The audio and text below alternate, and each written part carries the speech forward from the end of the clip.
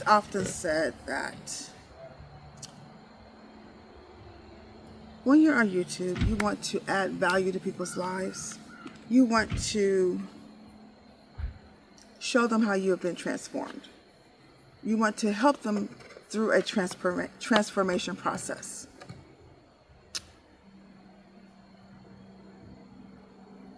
And yet, sometimes I don't know what to share. I have transformed my life multiple times. I have raised 5 children and helped others educationally through homeschooling them or daycare or helping them with businesses and things of that nature, training for a future job. And sometimes I feel like I have nothing to share. And then I think, you have lived 62 plus years. Surely you have something to share. The 40 and over age group is growing on YouTube because we do have something to share. And there is a group of people out there waiting to hear what we have to say. I don't need to be concerned about who those people are. I just need to be able to share my story. We all have a story, right?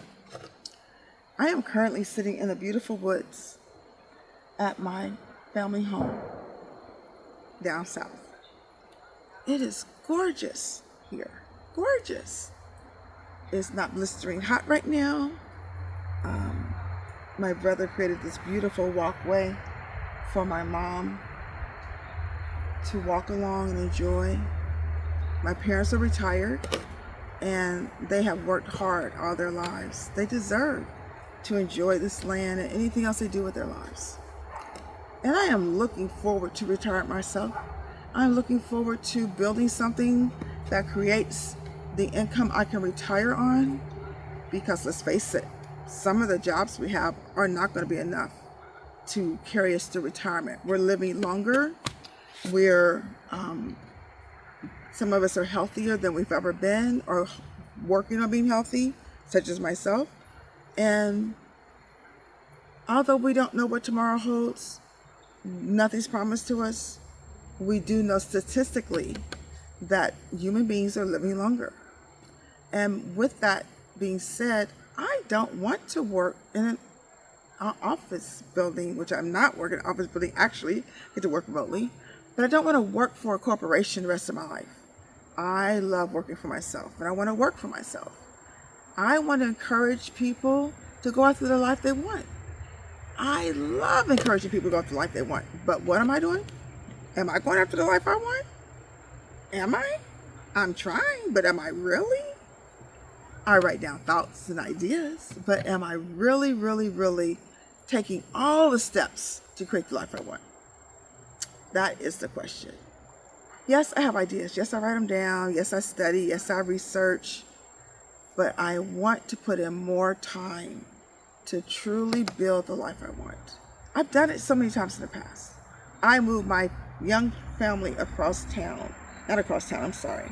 Across the states.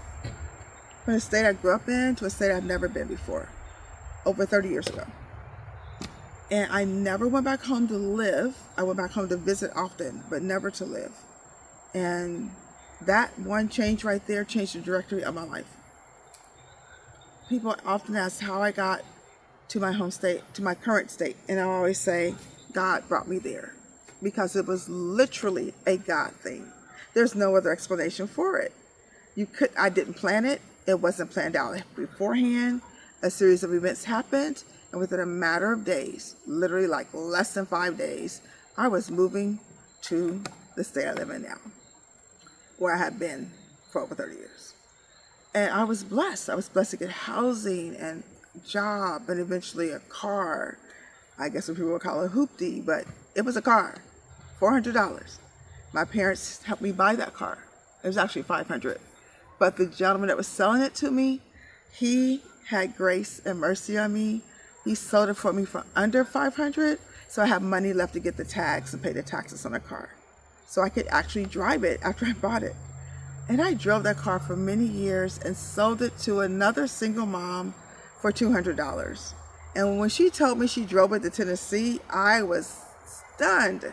I didn't even want to drive it across town anymore because I traded up a car a few years older and bought another car. Or not older, but younger, I guess you would say. Damn. But anyway, it was a car that it helped me. So I had housing, a car, a job, and a way to take care of my family. And I stayed there for years. I'm still there. But I'm looking forward to the next chapter of my life. I'm so looking forward to it. I have on this wonderful shirt that me and my brother ordered for my father's 82nd birthday. And I think about 82 years on this earth. I have been on the earth 62 years, going on 63. And I've done so many things, seen so many things. I've been married basically 3 times. I was married twice legally and 1 common law.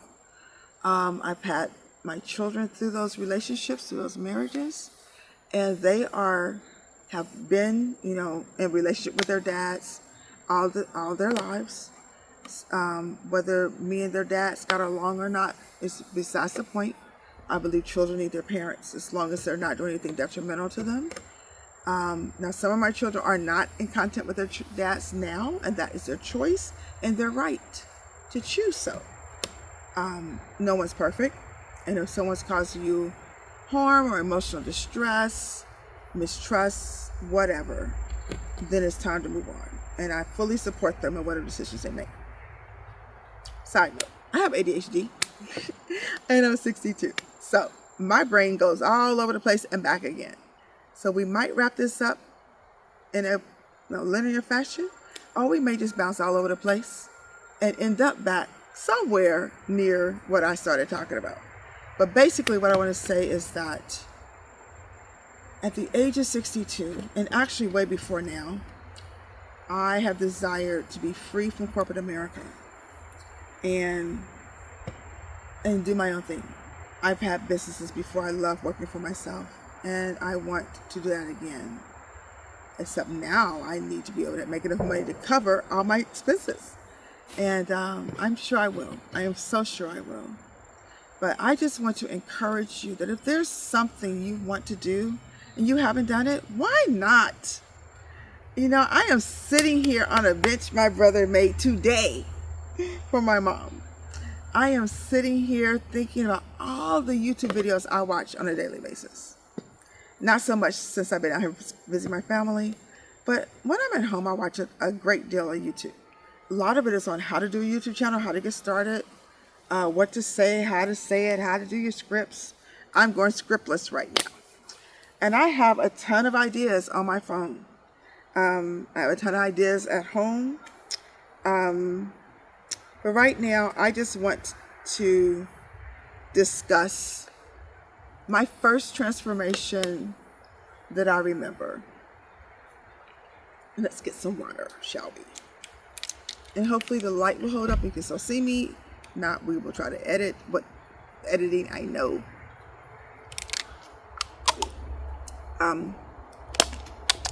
Which is not much.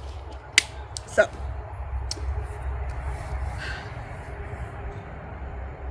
back in 1988. 88? Is it really 88 or 89? I want to say 88, but I'm not sure on that now that I'm saying it. So let me think. Yes, 88. It was 88. I moved from my home state. I moved away from everyone I knew. I was in a marriage that was going downhill fast. We've been married for 5 years. I loved my family. I love our family unit. I loved my in-laws. I loved my own parents, my siblings, cousins, friends, the whole 9 yards, right? The only time I ever left home before was other than trips, vacations, or college. That was it, basically. Trips, vacations, or college. And other than that, I lived in my home state. I think something just bit me. And there's going to be more things biting me as long as I stay here. So let me hurry up. But anyway, I had an opportunity to move out of state. And I took it. I also, before that, had already been through marriage counseling. Had already asked my then spouse to change some things that he didn't change. And I had given him an ultimatum. And ladies and men, we don't give our partners ultimatums like we should. And I'm not saying we need to control somebody, we need to tell them what to do. That is not what I'm saying. Hear me out here. I'm saying that when you've done all the talking, when you've done all the working through, you've done all the crying, weeping, begging, pleading, hoping, trying, praying, counseling, all the things to work out that relationship, and it's not going to change, and it's causing you stress, it's causing you torment, it's causing you to lose your spirituality, it's causing you to lose out financially, it's causing you to lose out emotionally and physically. It's time to make a change. Somebody has to make a change, because if you don't, you could literally harm yourself and your children by staying in a situation. I had that situation. My doctor had already told me to get rid of the issue that was causing me stress and pain. I was having pain in my stomach that went down to my anus. Yes, I just said that on YouTube. Which meant me sitting on this bench right now, it hurt to sit down. When that sharp pain came through, it hurt to sit down.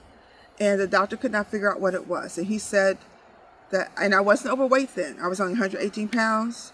You could probably blow me over. I was carrying a 3-year-old. She's 3, I think she was 2.5, and dragging a 4-year-old across a 4-lane road to get to the bus stop. And let me back that up. Across a 4-lane road, down a hill, around a corner to get to the bus stop.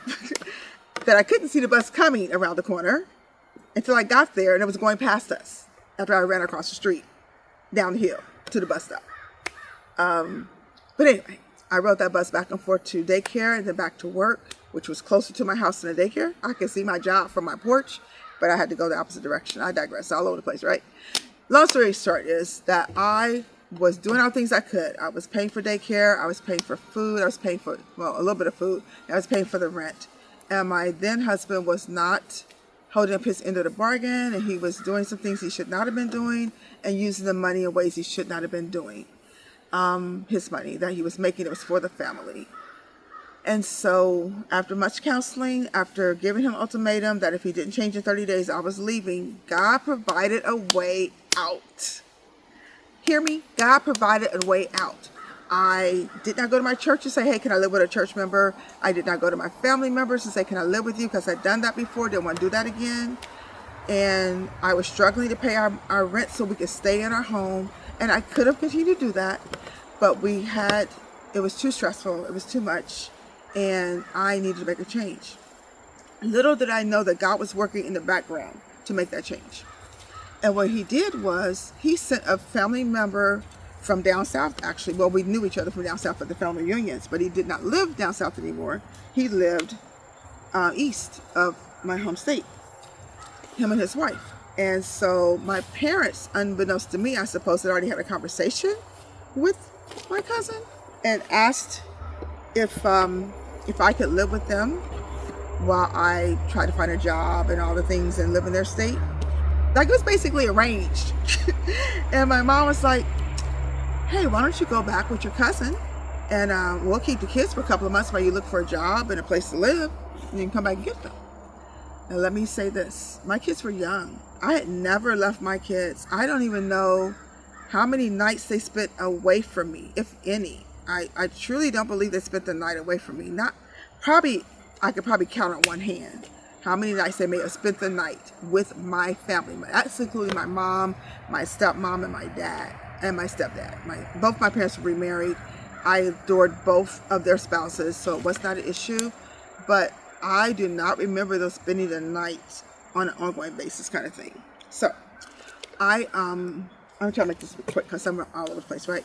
So basically what happened was, as they say, it was Thanksgiving weekend, 1988. The day that I called my dad to see what's going on for Thanksgiving, he told me what was going on, and he said, hey, your cousin's in town. I'm like, really? Hadn't seen my cousin since we were 16. At this time, I'm in my late 20s. I think 26, 27, maybe 26. I'm not too sure of those ages. And so I said, well, have him come pick me up from work, right? And take me to daycare and get the kids. And we can sit and talk and everything. And while we're waiting on my husband to come home, I'm sitting there looking at the clock, and I'm like, oh, it's almost 6 o'clock. This is the day 30 days ago that I told him that if he didn't bring home his paycheck, I was leaving. That was with much advice, much counseling, both secular and Christian. And of course, my parents were fully behind anything that would help me to be stable.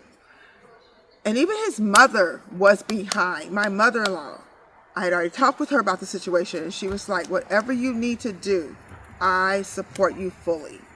And so when he didn't come home, and I don't even know when he came home. He probably didn't come home the Thanksgiving Day or the day after.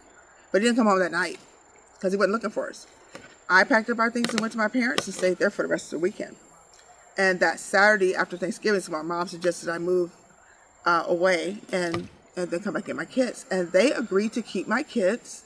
Both sets of parents would take one. And they kept them for 2 months. I went back home for Christmas, and I went home for Christmas, I think stayed through New Year's, and then I went back home in February, the very first weekend in February, and picked them up. In between that time, as soon as I got to town, the new town, 5 days later, I had a job at a staffing agency. The company I was working for had already hired someone for the position full time, but gave a good recommendation for me because I did a great job for them. And the staffing agency offered me a position to work in their offices. I kid you not, God sets things up for you. He will do it for you. If you have been praying and weeping, and I'm not saying weeping, if you have been praying and trusting that he's going to work out a situation for you, he will do it. That's what I want to say. And I am not an overly religious person, but I am definitely spiritual. I totally believe in God, the universe, and all there is, along with a whole bunch of other stuff that people may or may not agree with, right? But I did pray, I did journal, and he made a way for it to work out. So when I got to the new state, he, I guess I got the job, and they recommended me to work in one of their offices. So I worked there for the whole month of December, and then at the end of December, or sometime before the end of December, I got a chance to interview at either office, the one that did not have a bus route and the one that did. And I took the one that I could get to by bus because it was downtown and I was out in the suburbs. Because I chose to stay near my cousins in case I needed them, but I never ever bothered them, ever, literally ever. And so I took the job downtown, and I rode the bus to work every day, and then my mom bought me that car, and then I rode the car to the bus stop, and took the bus downtown, and came back. Did that over and over again. So, and then my job gave me the job that hired me on at the staffing agency, where I was I was hired as the, what do you call that? They are account execs. So I was the admin for them. There's a name for that. Not secretary, but there was something else. But I was the admin for them. So I did all their letters and typing, and I did payroll for the whole agency. For all the temporary employees, I did the payroll, which meant I entered all their time cards and printed out their checks and took them to the post office and mailed them. I got them mail each day. I did the testing that you have to do when you first start a job at a temp agency. And then I got the candidate ready to speak with the account exec. And they taught me all this stuff. But I naturally could do it because I've always had like a secretarial administrative mind. And there's a whole nother story that goes along with that. But I did work hard, and I did such a great job, and I wanted to do a good job. I enjoyed that job. They offered to give me a advance so I can get money to go home and get my kids, or go home and see my kids for Christmas. And then they gave me advance so I could get my apartment. And then they gave me time off to go home and pick up my kids and bring them back. And this type of thing happened to me not once, not twice, but at least 3 times in other jobs and other situations where God just spoke to the hearts of people to move on my behalf. Okay, so back to my transformation. So my transformation was that I left a hard, miserable marriage where I've done everything I could. I had my own business on daycare. I lost that because he wasn't holding up his end of the bargain, so we couldn't afford the house anymore. I sold educational products back then. I was involved in our church. I did several things back then. And I had to leave all that behind, my family and everything, to move to another state where I knew only one person. That was my cousin. I did not even know my cousin's wife. I knew her name. I had heard of her. I knew they dated in, I believe, college and got married and all the things. And she was very gracious and very nice and agreed that I can come to their home. And they had a big house and no kids yet. So I had my own room. My cousin taught me how to use the computer. He taught me Multimate and Lotus 123. Remember those things, guys? Now Microsoft Word and Excel basically rule the world over those. But he taught me all that so I can get a job, which I did. I got the job that I'm speaking of. And they were very helpful for me. They let me use their car to ride to the bus stop so I could ride the bus downtown until I moved out. They helped me go get my kids and come back. And they checked in on me from time to time. And then over time, they started their own family, and then we just lost touch. We spoke every now and then, basically as a family reunion, like 16 years later, I think. Not 16 years later. It was 16 years since I seen my cousin when I saw him in the city I grew up in. But years later, when I went back to the reunion, that's usually when I saw them. So, okay, I digress all over the place. So back to transformation. I went from being a shy, stay-at-home mom running a daycare to having to get a job while my then husband was working but not bringing the money home. I mean, he back then made $400 a week, and it was gone by the time he got home. And you can do the math, do the configuration, use whatever ideas you want. Nothing was ever done in my home. Nothing was ever done to me physically or any other way. But he was not being responsible with his family and helping support his family. Okay. I was doing everything. And even my church was supporting us with food and diapers and wipes and things of that nature. And my mother-in-law was bringing over chicken and oatmeal and potatoes so we can cook food, so we can eat. And I could buy a bus pass, pay the rent, and pay daycare. And I probably had like $10 left. It wasn't much. It definitely wasn't $100 left. I couldn't buy food. I couldn't do anything else if it wasn't for everybody else's help. But once I moved to the city I live in now, I was able to get the job, afford my apartment, pay for food, pay for my bus pass, get daycare assistance to cover my kids going to daycare. So again, the transformation was me, shy me, who doesn't seem to be shy today, but still am, leaving my family, leaving everything I knew behind, and moving to a completely new city, starting all over, and believing that it would work out. And I'm here to tell you that if you believe that there's something you want to do and you believe you can do it, and even if you don't think you can do it, you can. We can do hard things. Learning technology and learning how to do YouTube is hard for me. I am an IT person. I used to have a computer business, something else I did years later. I taught myself how to repair computers. But the new technology, it's not part of my job. It's not part of my IT job that I do now. So I'm learning new stuff. So I'm telling you that you can do hard things, you can learn new things, and you can go after the life you want. You can create the life you want. Just like DoDash said, she has been getting out, I think she said she gets out at 5:30 in the morning and works 16-hour days. And she was carrying us along on her journey of delivering DoorDash food and whatever other app she's on. I'm not sure. She does multiple. I've been watching several people because I've been considering supplementing my income with DoorDash, which is how I found her in the first place. And I watched another lady today, which I don't know her name right now. Let me see if I can find her, because she mentioned DoDash. Her name is, her channel is Dynamic Doings. And she mentioned DoDash as well. And there's a few other people that's mentioned her. And DoDash told us to go out and use her name. Put it out there, because her faith is helping us to have faith in ourselves to move forward. I want to come here as much as possible, a few times a week. I can't say every day, but a few times a week, and take you on the journey of my life. And I hope that you will go after the life you want. I hope you make life a fun journey. The story I shared about just moving from my home state to another state, finding a job, finding housing, getting a car, finding daycare, those stories are deep. There is so much to unpack with each of those stories. I can do more videos about how I found my babysitter, who became my best friend, who became my lifelong friend, who was in my wedding when I got married the second time. How I found, how we started a summer daycare camp, and how we had so much fun, took kids on field trips, and how we remained friends throughout the years. I even saw her right after or before I left my second husband, and how we had a great time together.